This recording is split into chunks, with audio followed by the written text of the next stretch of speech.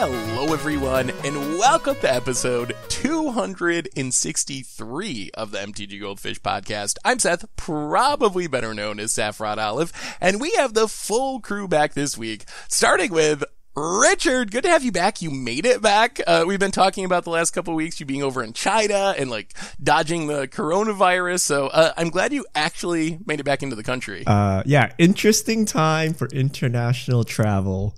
But fear not, I am back. And like I told you guys earlier, there's more cases of corona in California Bay Area than where I was staying in China. So yeah, it's fine. Comforting.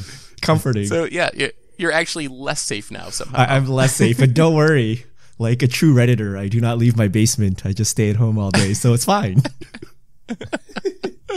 Oh, well, along with having Richard back, we also have Krim. What's going on this week, Krim? Well, I was recently pretty sick. Yeah, you actually have been in California and thought you might have had coronavirus to the point that you actually went to get checked out of the doctors, right? Yeah, and it, because there are many strands of it, but I thought I had the big one. But that's just because my paranoia, and I was just oh boy, hold on, ooh, but it turns out I just had a regular old flu. Oh, well, that's good. I mean, having the flu still sucks, but I'm sure it's better than having coronavirus for the most part. Yeah. So our plan for today is pretty simple. We had another Players Tour event. So we're going to be talking Players Tour Phoenix, talking more Pioneer, what the format looks like, all that kind of stuff. We also had an interesting podcast from Mark Rosewater this week on his Drive to Work podcast, talking about some ideas for changes to the Commander format that have been talked about publicly, also internally at Wizards. So we wanted to kind of go over some of those, share our thoughts on these potential changes, and then, of course, answering your fish mail at the end of the cast. So that's the plan for today. But before we jump into it, a reminder that our show today is brought to you by Card Conduit. And if you've ever struggled with selling your Magic cards, the time and the hassle and all the just headaches that go into selling your cards, Card Conduit is the easiest way to sell your cards. It's a new service from the folks over at Card Hoarder, and they will sort, grade, and sell your Magic cards. And once your shipment is processed, you'll receive the proceeds minus their fee. And right now,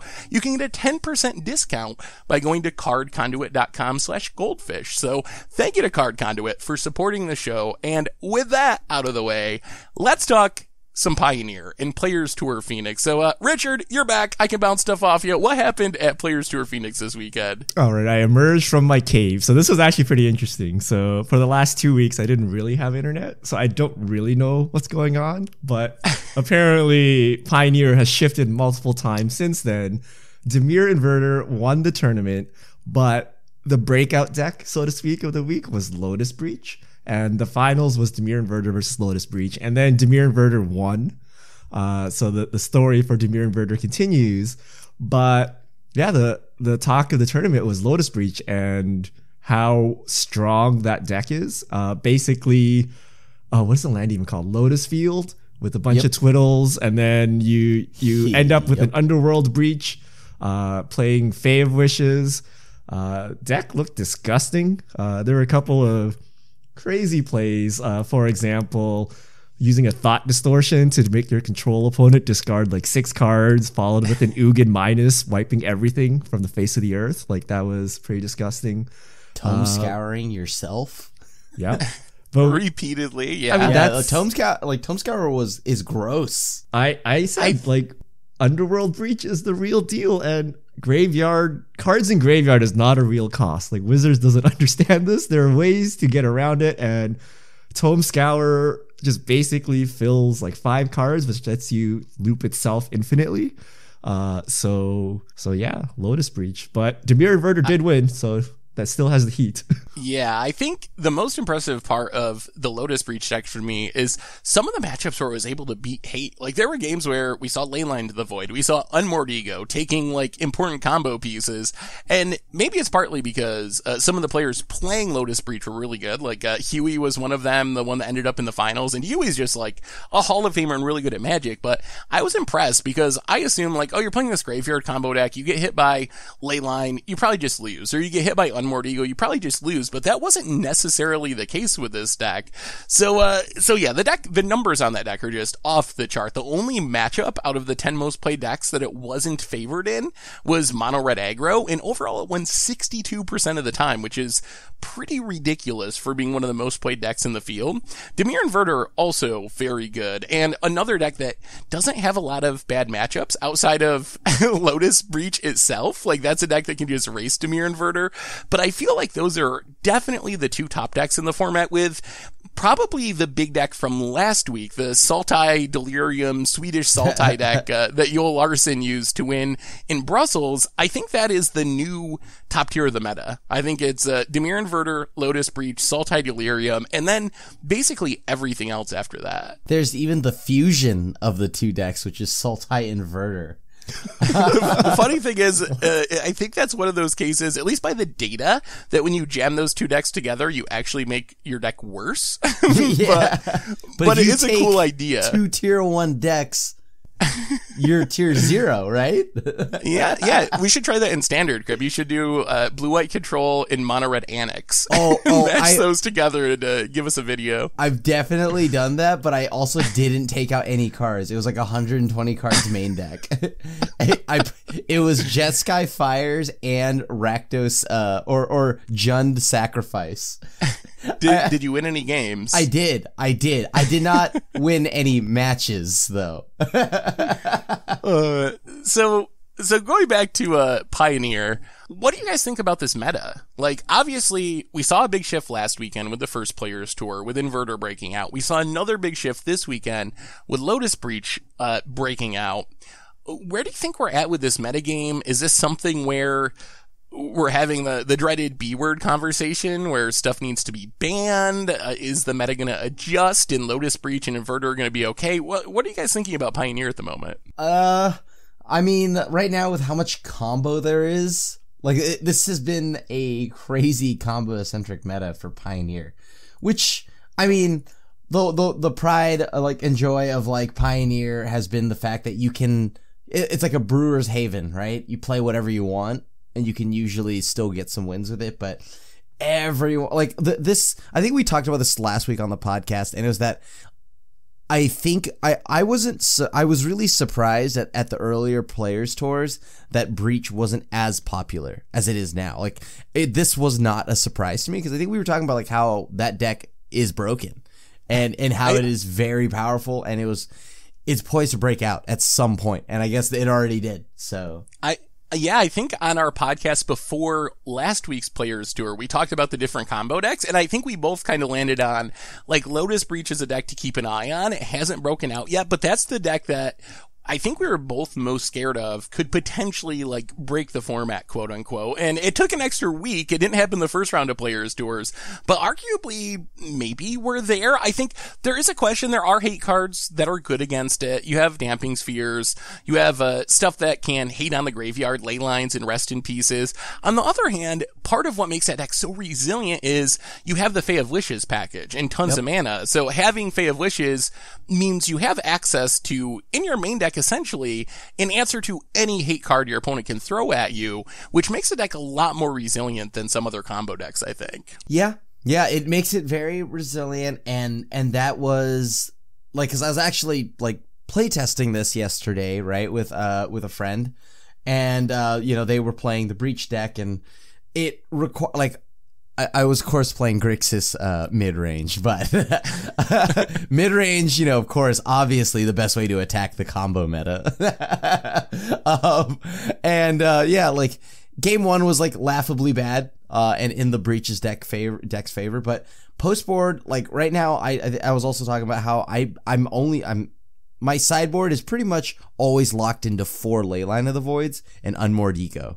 Unmoored Ego has been relevant and very important, but the thing here is, like, they overcome the hate cards quite easily. So I had to have Leyline on turn 0, lock them out of their deck, their graveyard, long enough for me to play Unmoored Ego to then name Fae of Wishes, and then only have to worry about expansion explosion. Yeah, so even that amount of hate isn't necessarily just game over. Like, it is very effective, but it doesn't necessarily just end the game on the spot. I think the only reason why I was even able to, I ended up winning a ton of my matches, or like games 2 and 3, but that's because my deck is loaded to the brim with Thought Seize and Thought Erasure. Of course, those cards don't stop top decks. Right, John? Richard, you play a lot of Jund, so you know how it feels. I have removed the threat. And then they have drawn You just threat. don't play mid-range against big mana decks. Yeah. Especially big mana. Like, this is basically Tron, right? Like, except for some reason, their land has hexproof. So it's very hard to attack. And like Huey said, I think you alluded to this, Krim, you need to attack the deck on multiple fronts. Like, you can't just play like a single Unmoored Ego and call it a day. Or you can't just erase their graveyard and call it a day. You have to, like, pin multiple hate cards on them to actually stand a chance. And the problem is the deck is so flexible. Like, let's say you actually lock them out of all their mana, all their colors. They can still play an Ugin and like wipe all your hate cards, or they can tutor up something. Of course, you always have 1 mana natural state to just kill things. So it's a pretty flexible deck. I am not sure what you're supposed to do against it. Like, this is when you call for Blood Moon, but I don't know, but I do think it's way too early to talk about bannings or anything like that, right? Like, we just saw the meta shift significantly, like just literally like 1 week, right? And remember before we were talking about mono black aggro and what other decks we're talking about since the inception of Pioneer. It has changed dramatically over the weeks. So I think it's way too early to talk about bannings or anything like that, and just let it play out and see, what mid-range players like Krim decide to bring against Lotus Breach, and if it's good enough, right? Like, it's possible that someone, maybe mono red aggro or something is the answer. I don't know, right? Like, these decks that were underrepresented this week, some of them could have been the answer, right? Lotus Breach was the best deck given this meta, but the meta will change. Yeah, I think we should just like Richard mentioned, like, just let it play out, and actually see how the meta adapts to it. Because I think that's the thing I've noticed, that it's a lot easier to say, oh, just do away with it, ban it, right? But I still want to see the meta, try to actually beat the deck. And if we truly cannot beat the deck, then okay, sure, ban something. So I actually kind of come on the other side, where I would be okay with a banning. And I think what I look to for precedent is the creation of Modern. When Modern became a format, it was roughly almost exactly the same size as Pioneer was when it was created. They each had right about 30 sets. And Modern started with 22 cards on the ban list. We had the first Pro Tour. They immediately banned 6 more cards. And then they banned another 4 or 5 over the course of the next year. So we were up to like 30 plus cards on the ban list in Modern, within like a year after the format was created, more or less. And they banned aggressively based on the results of the first Pro Tour of Modern. In Pioneer, we started with just the fetch lands on the ban list. Right now, I think, including the fetch lands, we're up to 13 cards, so still like a third of the number. And I don't think it would be strange for Wizards to just be like, okay, these decks like kind of dominated our first Pro Tour, we're going to ban them, because that's what they did in Modern, essentially. To Storm, they banned Blazing Shoal from the Mono Blue Infect deck. So I think because the format's so new and still in this state of upheaval, it wouldn't surprise me. I'm not like calling for bannings, but it wouldn't surprise me is if we got a pretty aggressive BNR announcement in the next week or two that like hit on Inverter, hit on Lotus Breach, and like hit on Dig Through Time or something. Yeah. I mean, I did want to see the meta shift and see if it can like fight the deck, but at the same time, I played against it like all day yesterday, and there were just turns where you just, okay, cool. Well, they play what they quickly get to their turn 2 Lotus Field, right? They go Boreal Grazer, drop like on turn 1, then turn 2 they they drop the Lotus Field or whatever, blow up their 2 lands. Then turn 3 they just like play Thespian Stage and potentially could just go off. I think another interesting argument for being aggressive with the bannings of combo decks in specific in Pioneer is with the fetch lands being added to the initial ban list, the only cards on the initial Pioneer ban list, one of the big reasons that Wizards has talked about is they want Pioneer and Modern to feel different. They want each format to have its own distinct identity.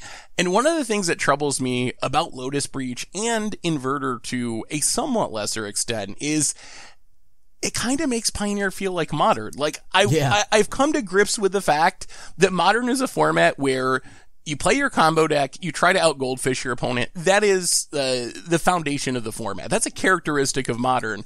I would prefer Pioneer to not have that play pattern where it's just like, oh, I'm going to Goldfish Lotus Breach against your Inverter and who gets their combo first. Like, I would rather have Pioneer be a more slower, fair format, not just because I think it's fun that way personally, but I think it's another way you can differentiate Modern and Pioneer. Honestly, if Pioneer ends up being like Lotus Breach versus Inverter versus whatever, mono red, you might as well just play Modern. Like, why don't you play good combo decks if you're gonna like just be goldfishing for kills? I mean, if you go the other direction, you might as well just play Standard, right? If you want to smash creatures into each other, play Limited. Like, we do have Sultai Delirium, right? Like, is that where we want the whole format to be? Like, dirtily mid-range? Oh, yeah. Mid-range.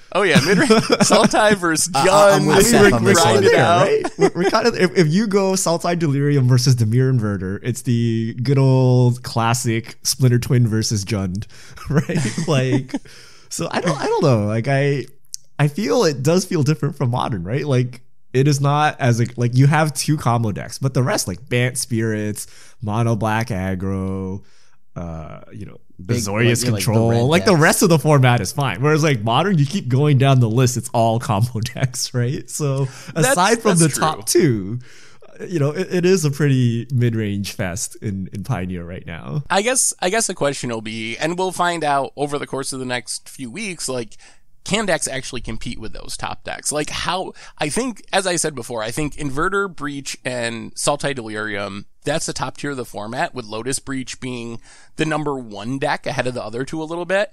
Can the rest of the field actually build their decks in a way where you're competitive with those decks? Or do we find out that like Inverter and Breach and Delirium to some extent are just head and shoulders above the rest of the metagame no matter what you do? And I think that's probably what will determine the way forward. Like, I guess I'm probably fine with those decks existing if they're just like another good deck. But if the top tier of the meta solidifies as like two combo decks and Sultai Delirium, that doesn't seem like a very fun Pioneer format to me personally. Yeah, I'm with Seth on this one. I'd rather just lose the two. Like, I think, I don't know if I necessarily despise like the Inverter deck, but I know that the Lotus Breach deck does some disgusting things. So that's because you don't feel bad when someone like dig through times you in the same way that they generate like 12 mana, but it's the same thing, right? I say hit the graveyards. Like, these are all graveyard decks, all the top decks, even Sultai Delirium. Like, your graveyard is not a real resource, which Wizards keeps thinking it is. So I think we need to just hit the graveyard, like Satyr Wayfinder and dig through time and get the axe or something like that, right? Like, just so much advantage out of the graveyard these days. I mean, that's why I play 4 ley lines, right? Like, it is it's becoming that meta where, okay, well, it is like Modern a year ago, right? Remember Hogak where you had to put 4 main deck ley lines in your deck? Like, do we want that to happen? Right? Like, yeah, maybe like Mono Black Devotion with 4 ley lines in your main deck and just go. I think it's gotten a little overshadowed by Lotus Breach, but I think Dimir Inverter was very impressive this weekend. It did win. I don't put a whole lot of weight in winning tournaments. I think there's like a lot of variance as far as like the data and whatever. You mean your opponent mulling to 4 and having like 1 land in game 1 doesn't count as a real victory? Yeah. Come on. And then you seize them on top of that? I think the part that impressed me though is last weekend at the Players Tour events, Dimir Inverter was good, but there were 2 decks that we kind of pointed to that seem like by the data could beat it. Mono red, mono white. Those were the 2 decks that had good matchups. And we thought maybe those decks would just beat Inverter. Well, this weekend, Dimir Inverter actually flipped the script to the point where their 2 worst matchups, those 2 aggro decks, actually became their best matchups at Players Tour Phoenix. They went from like very underwater, winning 30-something% of the time in each of those matchups, to beating mono red 60% and mono white 73% 3%, which I think is a testament to the flexibility of that deck as well. You don't have the Fae of Wishes flexibility, but being a blue-black deck, you have a lot of sideboard options, and if you want to be aggro decks, you start playing like Kalidases and Languishes and Cry of the Carnariums, and apparently that's enough to flip those matchups in Dimir Inverter's favor. I mean, yeah, all the Dimir Inverter deck needed was just a few more turns. The amount of times, like, everyone's like, oh yeah, just be faster. It's like, sure, okay. Well, you know, yes, I would like that. But the thing here is they only needed a few more turns. The amount of times that I'd beat them when I was like playing like some kind of aggressive deck, I maybe only won by a turn or two. Had they untapped, I probably was dead. So if they just added more control and they just essentially play a blue-black control deck with the combo, like, they're good. Yeah. And it seems like that actually worked out in practice. Add some more removal, play a few more good sideboard cards for aggro, and that was enough to flip the matchups in Dimir Inverter's favor. So yeah, I mean, I think it's just a better Splinter Twin. Like, so the whole strength of Splinter Twin was even if you remove the combo, which is like 8 cards or 12 cards, it's a really good, you know, blue-red tempo deck. Dimir Inverter is basically a blue-black control deck with 8 cards that finish you in a combo. But blue-black control, I think, is just better in a generic vacuum than blue-red tempo. So if you just remove your 8, you know, you could replace that inverter combo with, I don't know, Etherling or something. I don't know what the finisher that's legal right now is in Pioneer, right? Like, it would be a pretty good deck still. So I think it's really hard to attack this deck, and you can adjust your kind of control package to whatever you think the meta is. So I think it's just a really strong deck, and even if you stop the combos, like if you unmoored Ego versus Dimir Inverter, it's like a terrible mistake, right? Because they'll still like smash you. They don't need the combo to kill you.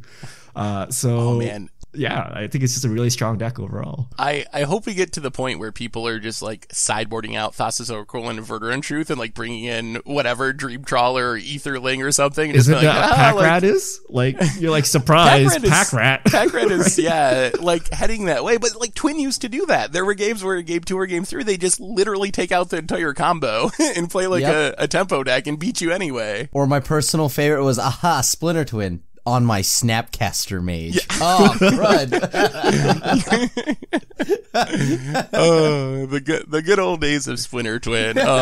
This is completely unrelated, but someone asked me about when Modern became degenerate this weekend on Twitter, and I was thinking about it, and I think it's when Splinter Twin got banned. Like, Modern has, in some sense, always been degenerate, but I think when it went full on, like, degenerate mode, I think you can point to the Twin banning as like the moment in time when that started to happen. Wait. I just want to, like, can I tell you guys something really crazy? This past weekend, I went out and played Modern for fun. Ooh, what mid-range pile did you play? Did you have fun? Was the goal accomplished?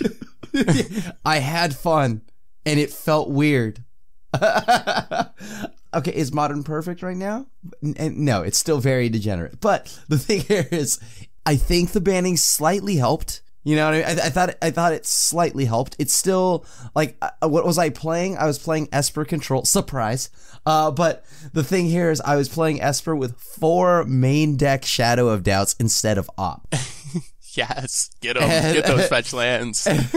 I think one of the sickest plays was, I was on the play, my opponent goes turn 2 fetch land, I go Shadow of Doubt, and they're like, okay, odd, and then they turn 3 play, they top deck another land, they're like, oh, whew, they play it, and like, all right, I'm gonna crack this now, I'm like, in response, Shadow of Doubt, and then they conceded. I think, oddly, Pioneer has given me more of an appreciation for Modern in a weird way. Like, before, I was stuck in this mode of wanting Modern to be something that I don't think it can ever be, which is a more fair, slower, interactive format. Like, I think the ship has sailed on that. There's so many cards, there's so many combos. You could ban 20 cards in Modern today, and there's still going to be degenerate combo decks that are at the top of the format. So, but I think Pioneer and before the last couple weeks, like, kind of fairness of the format made me more okay with being like, all right, I'm going to play Modern.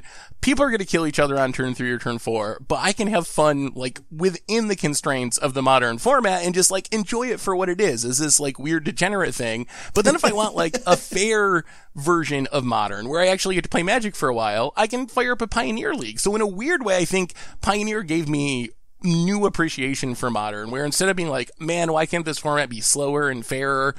I've come around a little bit to just like embracing it for what it is and enjoying it for what it is. I agree. I mean, like because I haven't played Modern, to be completely honest, since yesterday or a day and a half ago, whatever, right?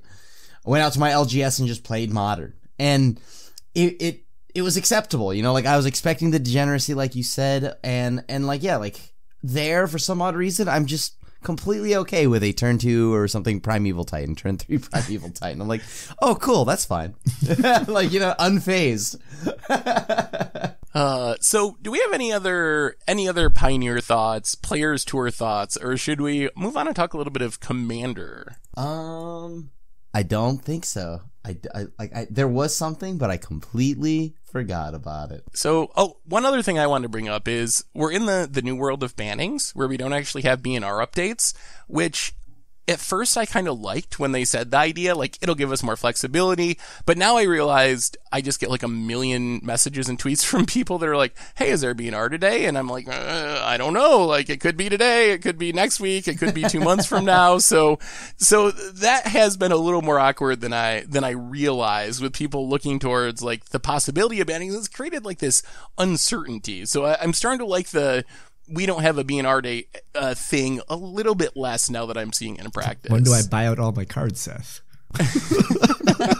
How will I know when to spike Stoneforge Mystic? Oh no, what is it now? What spikes every BNR now? Bitter Blossom? I don't know. Oh, no, not that either. Yes, it's not Stoneforge anymore. One last thing though before we go to Commander. There was something that's like kind of, this is what I wanted to talk about. It's sort of Pioneer related, but it's also modern. Did you see Yuta Takahashi's list where he ported over the Inverter deck into Modern?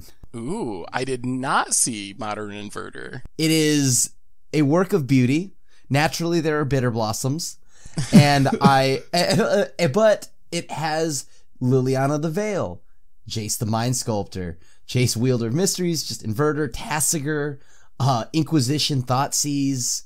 It looks like a sweet deck list. That actually sounds like it could be fairly effective. Like, sure, it's a little slower than some of the other combos in Modern, but if you can back it up with all those good interactive spells, maybe it actually has a chance to be good in Modern too.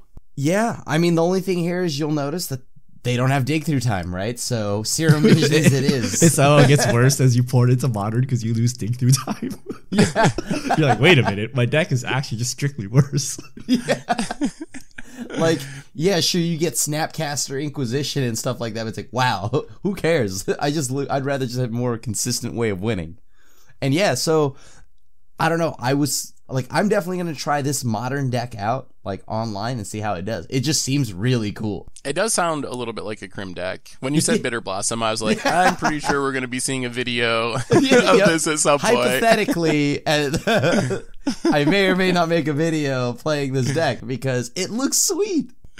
All right, let's move on and talk some Commander while we have time. So here is the context of our Commander topic for today. Mark Rosewater does his Drive to Work podcast where he talks about Magic, why he's driving to work.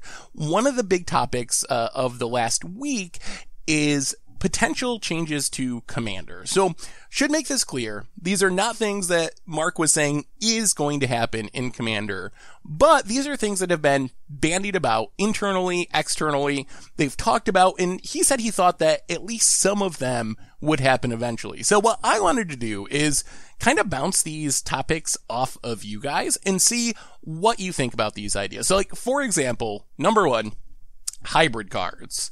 There's been a bit of a debate. Take Kitchen Finks, for example.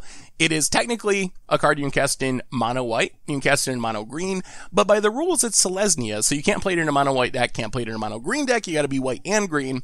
Do you think they should change the rules on color identity to allow hybrid cards to work in monocolor decks? No. Okay. I'm with Richard. I don't think, very much so, just no. But if it happened, I don't think it ends my, like, Commander, like, play experience. Like, this is it. It's over. Azorius now has Ashiok Dream Render. This is unplayable. Yeah, like, I'm with Grim here. No, but this is not where I would make my stand on like the Commander format. But like, for example, Kitchen Finks, it is green-white for a reason, right? It has a green part and a white part to it in its abilities, in its color pie spectrum. So to allow it in a mono white deck or a mono green deck, I feel is wrong. Right? It needs to be a deck that supports both of those colors. So I think where I disagree with you is the idea of hybrid is that they are supposed to be within the color pie for either of their colors. So like Kitchen Finks, for example, mono white Kitchen Finks is a card that would be within white's color pie, and mono green Kitchen Finks would be within white's color pie. So that's kind of like the gimmick of hybrid is, unlike multicolor cards, the way they design hybrid is intentionally to be monocolored in either of their colors. Like, there are some that are a little bit more bendy than others, but that is like the idea of hybrid cards from a design perspective. Yes. All right, maybe. I don't know anymore. I don't care. I want to see hybrid cards. I just come down on the side where I feel like more options are a good thing. And if people can, like, I want to play, like, we have that new black uncommon Spectre, Uragos or whatever. I want to play Night Veil Spectre in that deck. Like, what is the harm of me getting to play Night Veil Spectre in my mono black Spectre deck? That seems like a positive for players, generally. So that would be my argument for it. Although, at the same time, it's not like I'm going to quit Commander if they don't let me play hybrid cards. Like, I'm not that, whatever, fanatical about it. But I do think, personally, I think it would be a good change. I'm going to invoke the NFL rules here. Like, since it doesn't matter, we should just keep it the way it is and not reverse it. Yeah, I really do like it the way it is now. I mean, but like, whereas you have a good point with the whole, they should be in their, like, you know, they could be played in their respective monocolored deck, right? But I'm more so just like, I think that like giving, I don't know, I'm just going to use, once again, like Azorius or like something like that, or anything like that, like giving it like an Ashiok Dream Render. Not the end of the world, but it's lame that they're able to now have a Dimir, like what feels like should be a Dimir card, to like exile, like their, you know, exile things. And I don't know, I think it should just stay in Dimir, right? Like Ashiok should be there, and it shouldn't be allowed to be played in a mono blue deck. It shouldn't be played or allowed to be played in a blue-white deck or something like that, or in Azor, or even better, just mono black or something like that. I don't know. I feel like it just feels weird having those cards there, but it doesn't really matter either. All right, next topic, and I didn't even know this was something that had been talked about. Deck size. Should players be allowed to play more than 100 cards in their Commander deck? Yes. I don't think you should. No, you should, because, you know, okay, it's Commander Clash time. Richard builds a deck in 30 minutes. It's 105 cards. For the next hour and a half, he cuts like 5 cards from his deck. You know, if this rule was not in place, I'd be like, yep, 105 it is. Let's go. So Richard is a yes, motivated mostly by laziness of not wanting to cut the last few cards from his Commander Clash decks.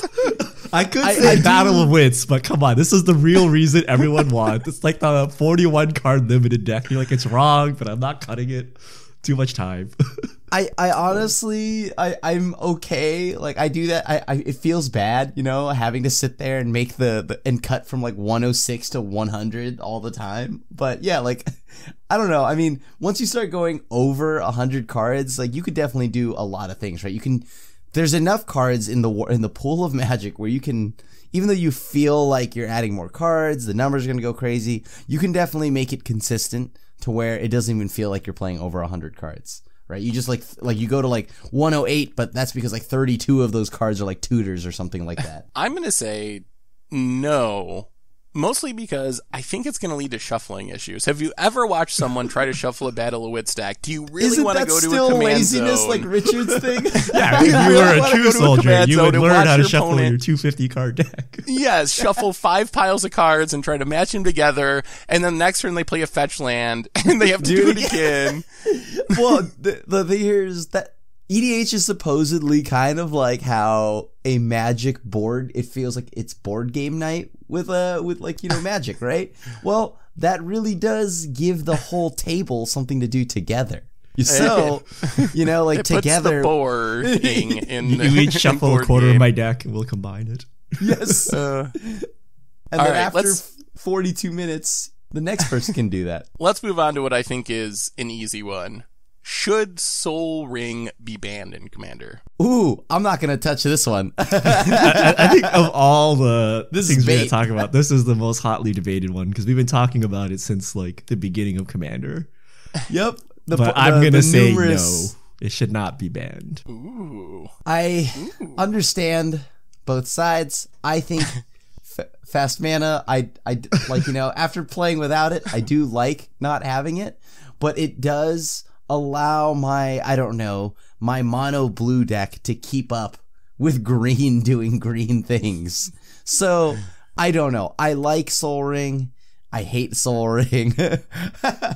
I am just gonna I think it should kind of now like I really think it should go, but I don't care either way at this point. There's card cases for both sides. I've been a Soul Ring should be banned person basically forever. Not going to change my take on it now, although I will say I don't think there's any chance it actually happens. Should Brainstorm be banned in Legacy? Probably. Will it ever be banned in Legacy? No. I think Soul Ring's kind of the same way. It's been in every Commander Precon ever. It's just like so entrenched as part of the format that I can't imagine there's ever a time that it would be banned, although I full-heartedly believe that Commander would be a more fun format if it was banned. But then And how do encourage you keep people to up do it with in your own green? playgroup. Yeah, I think giving all colors access to ramp is a good point. But I also think that it's like playing, I don't know, like it's like playing like top balance on turn 2, 3. Like, yeah, you're theoretically ahead, but you're gonna die. Right? So if you turn one Soul Ring, like the table Can't will confirm. turn on you. Can't confirm. Right? So if you do it, you better win on the spot. If you do it, the game is over. Shuffle up another game, right? It only took 2 minutes. If not, it makes like this arch enemy game, which is fine, right? Like it's just a different style of game. Either way, either the game ends immediately, so you just play another game, or it goes on and it's a normal game. So I think it's fine. Like, I don't know. I don't think it's a big problem. The reason we don't do it on Commander Clash is that we don't get to showcase all our decks. And, we don't want to sit there and play like 8 games because someone keeps winning on turn 1. So that I agree with. But I think overall, I think it's fine to keep as is. And Commander is a Soul Ring format. If you ban it here, it's like banning Brainstorm and Legacy, like Seth said. It's kind of harsh. All right, next question. And this is one I never really considered before because I don't know if I've experienced this problem in our Commander Clash games, but I'm curious if you have. The 4th player problem. Apparently, it's a big disadvantage to be going last. Should they do something to help the player who's going 4th in a multiplayer Commander game? And is this even a problem? Like, I haven't even ever thought about this. Maybe I'm just completely missing it. Is it a huge disadvantage to be the 4th player in a Commander game? I mean, how many times have you disliked going after me? Well, that's not. I think the position. That's not really about being 4th. That's just about sitting behind Krim with all of his counter mana untapped every turn. Yeah, that's why I don't see the 4th player as a problem. Like sometimes it's beneficial, right? You get to see what everyone does before you spend your mana and untap. So I think where you sit in the table does matter. Like sitting after Krim is terrible. Like you're the one that has to eat the counter spell so that everyone after you gets to play their spells, right? So I think position does matter, but I don't know that there's anything inherently wrong with being 4th. I mean, what do you give the 4th player or the person going 4th anyways? A treasure I think token. Card draw? Some of the Okay, Richard, the coin essentially. Yes. some of the ideas people mentioned were like an extra card. Maybe you start at like 45 life, or like a little bit extra life, a little bit extra card. I don't know. Maybe this is something that also has to do with the power level of the game. I could see if you're playing like, what do we play? Like 7 out of 10 power decks most of the time on Commander Clash. I could see if everyone's playing like I only play 10s. Sorry, CEDH style decks. Like maybe playing 4th just means you don't even get to play a lot of the time because someone already combo killed before you actually get your first turn or whatever. Like, so maybe this is more of an issue for really high powered play groups than it is for the power level we play, but I haven't noticed it to be a big disadvantage at our power level personally. I mean, if you give something to the 4th player, you need to give something to the 3rd player and to the 2nd player as well, right? It has to be some kind of scaling thing, and I don't think like but the then it 4th just sounds like player it's gets terrible to go first. Yeah, like I don't know. I mean, Magic has this problem in general, right? Like even in a 2-player game, the person that goes second is at a huge disadvantage. But I in do a think 4-player you should game, get something for being seated behind Crim, though. I would be on board with that if we can add that into the you get an rules. emblem that says your cards can't be countered. Everybody just has an auto-ristic study. Next topic. Commander damage. Should we get rid of commander damage? Please, no. No, and this is where I will stake my. This is where we battle to the end here. If they get rid of commander damage, oh boy. Wait, does anybody really want this gone though? Like, cause like, think about it. There's so Combo many things players. that like you need to end, like there needs to be an alternative way to win and like to end the game, and like sometimes I don't know, my opponent goes like what was that card you played, Seth, a while back? It was hilarious. It was it's like a 4-mana black card from Battle Bond. If you would die, or it's pretty much like Angel's Grace. Thrilling Encore, I believe it is. Oh Right, no, it's yeah. not Thrilling Encore. That's the other one. Yeah, yeah, it's got the spiky purple hair guy on it. Yeah. And like I thought it was hilarious, and you know, like I thought I got blown out, and then none of us remember that. Oh wait, hold on, you're still dead because you still took 21 commander damage. Yeah, And that was the day where you stopped playing that card. But it is. I have not played that card since. I think the argument that I've seen for removing commander damage is it's a lot of tracking. Each player has to track like additional life totals essentially to keep track of each commander dealing damage to each person. So I think that's the biggest argument that I've seen people used against it, but I don't know. I don't have strong feelings on this one. I lean towards, I guess at first I was like, sure, get rid of it. But now the more that I have talked to people and heard people like debate the issue, it's probably worth keeping around. It is kind of like a unique part of the format. Yeah, I mean, I think fetch lands cause more damage to like game maintenance than commander damage, right? Like shuffling your massive deck. But two strategies it invalidates, or two strategic things, right? Like one, Voltron decks, you suddenly just kind of remove them altogether. And two, people that gain infinite life, you can't kill outside of commander damage, right? And commander damage happens like outside of the Voltron thing, right? Just smacking you like 5 times in a row with my like normal commander can kill you. And you know, if you gain 100 life or something, you're basically unkillable aside from commander damage. So I think it's necessary. Otherwise, I would just play infinite life combos all the time. yeah, oh boy. All right. Couple of more topics. Poison counters. In Magic, 10 poison counters kill you, but that is balanced based on a 20 life starting life total. Should Commander require more poison counters for a player to die based on starting with twice as much life in Commander compared to 1v1? So like what? That would make it 20 poison counters to kill somebody? 20 would be keep the ratio the same with 1v1 games. But then it's like, well, isn't that just commander damage? That's true. It would be similar. I mean, okay, I don't like infect, right? And like, yeah, like I just think that but like at the same time, if you make it 20 or you increase the amount of infect, it's just the same as commander damage, right? No, but other creatures can do it, right? Like, for example, Triumph of the Hordes isn't so ridiculous now that if you increase everyone's poison threshold to 20. Anytime I've ever casted a Triumph of the Hordes, though, I definitely know that it's like outside of a few times that like where it's been exactly 10 poison counters, I feel like Triumph of the Hordes just usually like wins the game, and I'm winning by an excess amount of poison counters. A lot of excess 10 though. I kind of feel like it should take more poison counters. Not so much because of people who want to play a janky infect deck. Infect creatures are pretty bad for the most part.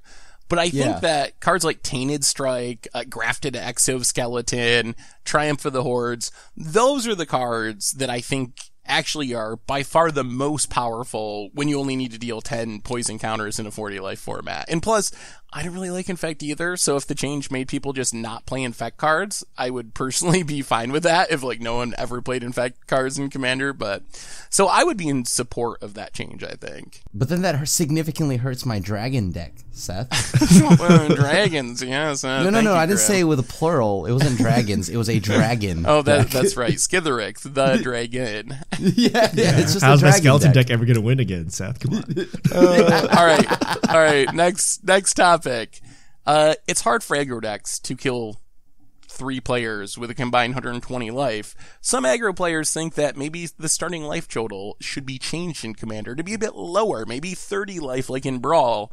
Do you think there's any argument for changing the 40 life starting life total in Commander? I like 40 life. I think 40 life is great. I see no need to like actually change that, fix that, or it's not even. I don't even think it's broken. I think you could just let that stay. Yeah, it makes so depends who you talk to, right? But I think I like 40 life. Like if you're an aggro player, trying to knock someone down to 40 is a tough deal. However, if you have 3 players trying to kill you, 40 life is not enough, right? So if you drop down to 30, like you're so dead out of nowhere. So I feel 40 is fine, and aggro players just need to up their game or like change their strat. Like you cannot aggro player, like you can't just out aggro like 3 people. Like that's like impossible, right? You need to do some politicking or do something. You can't just, Zergo Bell Striker like 3 people to death. It's just not happening, right?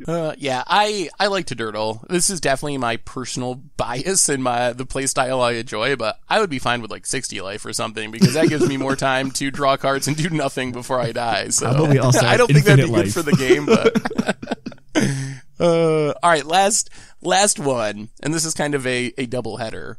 Should Planeswalkers be legal as commanders, and should non-Planeswalker, non-creatures that are legends, so for example, Sky Sovereign Council Flagship, the legendary vehicle, should they be legal as your commanders?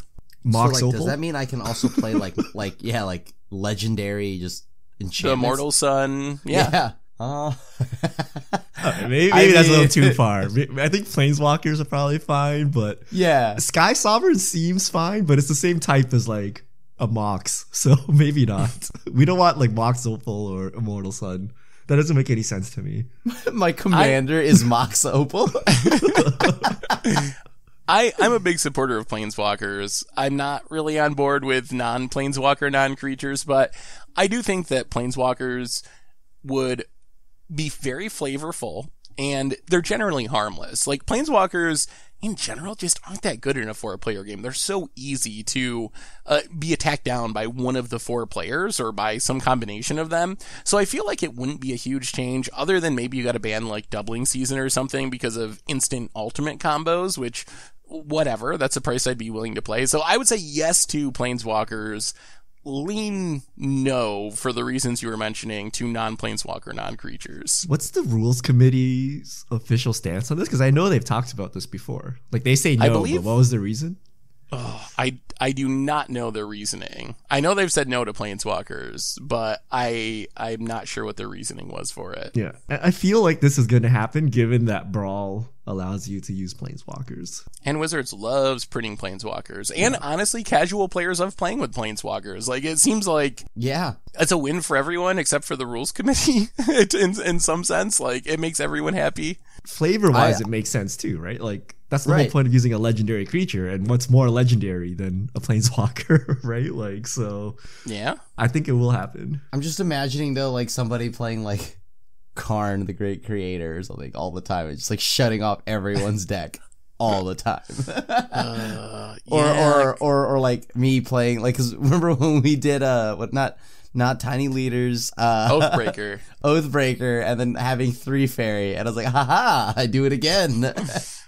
Yeah. There are Planeswalkers where it can be, like, especially the ones with passives, can be a little brutal, right? Like, but we have creatures that do that, right? Like Thalia in my command zone. Haha, right? Like, I don't know. Like, there's creatures all the time, right? And Teferi, I think part of the reason your deck was so obnoxious is it was also silenced, so you could just, like, shut down someone's turn at will repeatedly. So I feel like without the signature spells, they become a little bit powered down, maybe. I mean, my Amanatu deck is just all Planeswalkers, right? And like you would think that, oh, well, you know, a Planeswalker's fine, but when that's all I'm playing, it starts getting out of control, right? I love Planeswalkers, so I will always say, yeah, make like Planeswalkers commander playable, or a legal commander. But I don't know. I mean, the arguments against it, I don't think they're that bad either, to be honest with you. I really do not think they're that bad. I don't know the reasoning behind why we aren't able to do that yet, but I don't think they're bad for commanders. It's because the rules committee is separate from Wizards, and they gotta like battle it out, right? Because Wizards still doesn't control Commander as a format, right? Yeah, no, it is true. It is a separate entity. They are like somewhat. I think they're friends. they get along for the most part. Commander Clash friends? But yes, it is true. It is an outside group that actually manages the format. So, which cannot be sustainable. Eventually, Wizards going to take it. With the advent of command zones and all these products, I would not be surprised if Wizards owns Commander, right? Like Elder High Dragon or Elder Dragon. Elder Dragon Highlander, yeah. Elder Dragon Highlander, EDH, is what the rules committee or whatever controls. And Wizards is like, cool, we'll call it Commander, right? Because they don't want to use that same name. Yeah. I mean, yeah, we've also gone very far from like Elder Dragons. All right, I think that brings us to the end of our Commander discussion, and we still got a few minutes left. So, Richard, since you're back, guide us through some fish mail. All right, if you have questions, send them to @MTGGoldfish with the hashtag MTGFishmail, and we'll get to your questions on air. First up, Shade of Hades. Do you know if anyone has tested out the lands don't untap spells from Amonkhet with Fires of Invention in Pioneer? Kefnet's Last Word, Bantu's Last Reckoning, etc. I have been Bantu's Last Reckoning by like the Super Friends Fae of Wishes Planeswalker Fires deck in Pioneer. So I have seen that, but I haven't seen anything beyond that, I don't think. I'm pretty sure that's the only one that I've seen. What is the point of this? Well, I mean, because it's just... You never have to use your mana. So. You have fires though. Like you don't. Who cares about the fact that it's 3-mana Wrath? Because you can just play like a 4-mana Wrath. or is there no 4-mana Wrath? There must be a 4-mana Wrath. No. There's like you could play a 4-mana Wrath. Yeah. I guess it's cheaper if you actually have to cast it. Like if you're desperate, you can just cast it on turn 3 against aggro or something. But the thing, I guess, like the reason why I wouldn't play that unless I'm like Grixis Fires or something is because it is a like. If I don't have fires, I'm hard casting that one, right? And that's like a real mana cost, like 1 black in a deck that is primarily like blue-white. What are the other ones? I'm trying to Last Word, which is like control magic. Yeah. And then you have Ketra's Last thing Mercy where resets puts you back up to 20, right? Yeah. Yeah. And then the red one, the green one makes a fatal pushable 5/4. I forgot about that. People were so excited for that card. Like, yeah, I'm going to play this on turn 2 and get him. And oh man, it just never worked out because Fatal Push was in the format and you time walk yourself. What was the red one? I don't know. Is it a threaten effect? I wanted to say Carries Ev's Expertise, but that's not it. I'm actually not sure what the red one is. Yeah, I don't remember what the red one was. It probably wasn't good though, because I really can't I think the 2 that were playable have been listed. You like... it's like a mind's desire type effect, I think. You get to, like, exile some number of cards and that play them for makes no free. sense because your lands don't tap. How do you play them? You get to play some for free. Like, you exile and get to play some of them for free that turn or something. That's such a sick meme. You can play these cards next turn. Oh, but your mana doesn't untap. Gotcha. Yeah. So they're just not very good, I think, is the answer. They synergize with fires, but none of the cards that make your lands untap are like so good that you actually want to play them in your deck. Agreed. All right. Kojiro Sakaki, if a Grand Prix / PT, I don't actually know what a PT stands for anymore. Is it Players Tour or Pro Tour? Is Players Tour. Same place, date, format. Which data should we refer to understand the meta? GP because more players played in it, or Pro Tour since the players are higher level? For example, Nagoya Grand Prix versus Players Tour had different top 8 results. So I would go with the Players Tour event for 2 reasons. One is you do have higher level players in general. 2 is, and I think this is the most important one for me, you actually get all the deck lists and data from Players Tour events, when for Grand Prix, you get like a top 8, and you don't really get to see the full picture and the matchup data and all that kind of stuff. So I think that's the biggest reason that I would go with Players Tour events over GP events. I would say Players Tour with an asterisk, so don't look at the top 8. Top 8 is bad because it takes into account your limited results. So if you had a deck that crushed in Pioneer but was terrible in limited, you wouldn't be in the top 8. But if you look at the stuff we post, like our matchup data, we actually just look at the straight up Pioneer matches, so you can tell which deck beat which decks. And like Seth said, they're higher level players, so that would be better. Bills fan 6473. Yes, there's dozens of us. Seth, did you make an alternative account? Yeah, what's the appeal of Commander? Isn't the point of MTG to win, not to fiddle with some random combo or make life miserable for everyone by playing cards like Winter Orb? As a spike, I don't get playing it, as there's no endgame such as PTQs or GPs to build to. I think this was my biggest struggle with Commander before I started playing it, because all I had known was just like playing GPs and PPTQs and all of that stuff. But I actually found out at some point, for me, it was actually a mind-blowing thing to me, that I can just have fun. I know this sounds ridiculous, but like, I love Magic, right? And there's so many parts of Magic, so many things that you can get in Magic, that Commander captures all of it, so there's something for everyone. And I think that's what made me really fall in love with the format, because let's say Standard, I'm tired of losing to Nissa. And so like, you know what I mean? Like stuff like that. And okay, well, I want to go to a format where I can actually like play my pet cards, play my pet archetype or whatever. Also to like get to go crazy on the deck building and like have fun with it. Because I think that's my favorite part about Commander, is that I get to go deck building, throw a bunch of pet cards, bad cards, and try to make it work.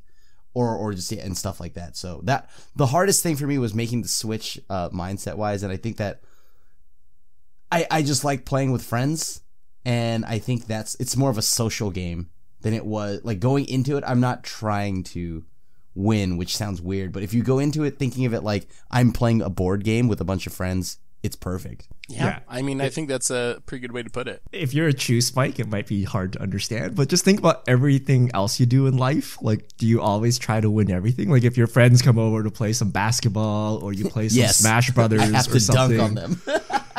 like, if you're not the best person in the room, you're gonna have a terrible time, and you can't be the best at everything, right? So sometimes you just play to have fun, to see cool things, to, I don't know, like, why do you watch a movie? Do you win watching a movie? No, you just watch a movie and enjoy it, if it's right? good. So yeah, I don't know. It's just a kind of a mindset thing. Like, if you come in wanting to win and you don't win, then yeah, that's bad. But if you come in and you're just like, oh, I want to have a fun time, I want to, you know, pull off this combo. It may not win me the game, but it's a pretty cool combo. So if I do it, it'll be like a moral victory. And if I do it, then that's good enough. So kind of that mindset. Yeah, I guess like that mindset thing is, I really would, like to say that is so true. When I went into this, I was super spiky, and like, it was, the idea of playing multiplayer was so difficult, and it was so hard to get those wins unless I was playing a ridiculously broken deck, right? Or some CDH deck, and it just ruined my first time playing EDH. I actually hated it after playing it for like 10 times or something like that, because I just couldn't win. It was weird. Like, going in with that mindset that I had to win, it made the format miserable to me. The other way to look at it is, let's say you play with 3 people who are not good at Magic, like they are beginners. Would you have any enjoyment like spiking their face into the ground? Right? No, right? Maybe. Like, you can obviously beat them. There's no point. So your goal for that game would be what? It would be to have fun. Right, so you can take that mindset into games where everyone is, you know, theoretically equal. Eric Wood 13. What would you think if Mesmeric Orb was reprinted into Standard? Yeah, sure. What's Mesmeric Orb? Is that the thing where like you untap and you mill people? Whenever a permanent becomes untapped, you get milled. Yeah, I mean, maybe. I guess it would probably be fine. I don't know. Maybe it's too powerful. No, I think it would probably be fine for Standard. To be honest with you, let's talk about it, right? I mean, mill players would finally jump with joy is this like, is this the day where Mill is finally able to be the tier deck, right? Like, even if it did get reprinted, I don't think it like ends the format by any means. I don't know. I mean, I think it'd be pretty cool, especially with Escape. Ooh. I think now would be a dangerous time for with Escape. Right? I think that'd be pretty cool with Escape. Like, I don't know. Okay, when was the last time Mill was like a real deck in Standard? Like, ever? I don't think it was ever a tier deck, right? Sphinx's Outside of, like, tutelage? What was the Drown Yard, enchantment? maybe? Tutelage was a thing. Tutelage decks, for a Drown Yard minute. decks. That's about it. I used to joke about that and say that, like, my Drown Yard decks were Mill decks, and that's what I would always tell people I'm playing. Like, I'm playing a Mill deck, because that was my only way to win, right? Oh, like, so cool. Yeah, they're like, oh, that's sweet. And then really it was just 100, like, counter spells, and then just, like, wait, and then just, like, mill you out slowly. But, like, the truest form of Mill, I think, would be cool to see at some point, I guess. Or maybe I say that now, but then if I lose to it enough times, it won't feel great when all my cards are constantly being thrown away. We need to go to the Mill plane. Yeah, what plane is that? I I feel don't like know. Ashiok's the best plane for that, right? Yo P. Kinmaz. I was watching a video at the SCG channel, and one person asked a pretty interesting question. Who is the scariest opponent you faced in a match? Or who could your MTG arch enemy be? That's a good question. It's changed. All right, it's Krim, shifted sounds like for you me. have an arch enemy. Who is your arch enemy? Well, okay, at first it was a local player, right, who eventually went on to become like an L3 or something like that. And he was hilarious. He was such a fun person to play against, but you could never read him. He had the same expression. When he was excited, mad, whatever, it was all the same. And one of the things is, like, I think he beat me with an entire, like, I was playing a blue-black control deck, and he was playing an Esper Singleton deck outside of his lands.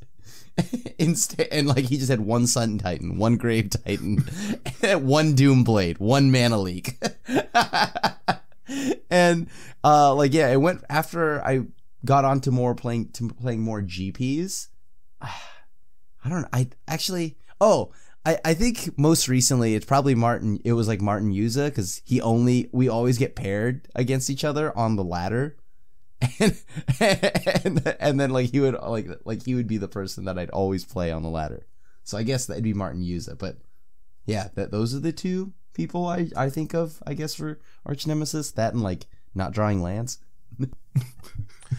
I don't think I have a arch nemesis, really. Like, I've never been much of a GP player or anything like that, so it's not like I have some pro rival. I guess from a broader perspective, Vince to some extent, because of the beard war thing, but that's more Wow, in not good even fun. acknowledging the best beard in the room. It's cool, dude. My arch enemy is Saffron Olive. Remember we used to do all like the pre-constructed decks, and he would always We beat me for did, some reason. and I Like, would why? always beat you somehow. Why? How? I don't know, because yeah, that is random, because I think you have like higher arena ranking than me a lot of times. So What, you mean my bronze 1 that I'm decayed to is? I thought you were like mythic top 200 or something not that long ago, in both like Yeah. limited and constructed. I think how many times do you drop per season when you don't play? I don't know, but I think I'm gold now, so I think you've got me there, Seth. Yeah, I think I'm gold too, so we're even. Yeah, Team Goldfish, because I'm also gold. Yes. Hashtag goldfish staff. The hashtag Goldfish staff. At Bicycle, for me in EDH, playing against green-based decks is miserable. When I play them, feels like solitaire. Do you think green has gotten too flexible and able to fulfill too many roles? If you don't agree, how do you guys deal with land ramp? I mean, green probably is too flexible. That's something we've talked about in standard and other formats as well, where green gets to do everything. Don't really build my deck specifically thinking like, how am I going to compete with green decks though? I guess I just hope that it works out. I mean, yeah, that's just been my thing, especially in recent printings and like whatnot for green. Green's gotten everything, right? I mean, a counter spell, a bunch of ways to draw, silly amount of good creatures and answers and whatnot. So I don't know how you really stop green. I think green is ridiculous now. Is green becoming the new blue? Like, is that now the, like, I mean, blue has been a very strong color for a long time, though. So I don't know. Yeah, but green gets to draw more cards than blue. Green does everything better than blue nowadays. But Yeah. I do think land ramp is the single most powerful thing you can be doing in Commander because there's no way to punish it. Armageddon effects are looked down upon. So if I just ramp to like 12 lands, you can't do that. And people don't even see that as a threat. Like if you play a mana doubler, everyone's like, yeah, kill it. But what if I just naturally have 12 lands? Like, what are you going to do about it? Like nothing, right? And you can't really do anything about it. And it's like the most powerful thing you could be doing. Just keep ramping. Like the green spells that, like the 5 and 6 mana ramp spells that, you know, you put a land for every land you have on the battlefield. Like those things are insanely powerful. Yeah.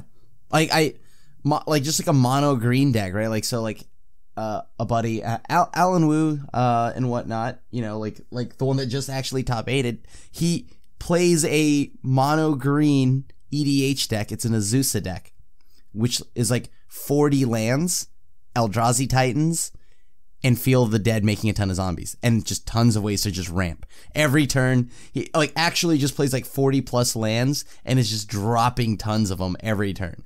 And I think like turn 4, turn 5, he was casting the Eldrazi Titans. So, I don't know. I mean, like, it just shows, like, you could just sit there and ramp to the end of time and to the end of days, and you'll just, like, yeah, like, turn 3, I think he had, like, 92 forests already or something like that out on board. He was hard casting Titans, right? He's like, okay, Hashtag bring back Armageddon. Yep. That's the way you deal with it, right? Like if you want to ramp all your lands on the battlefield, let me Armageddon here, and while we slowly crawl back and build our mana, you are drawing nothing but like 8 drops.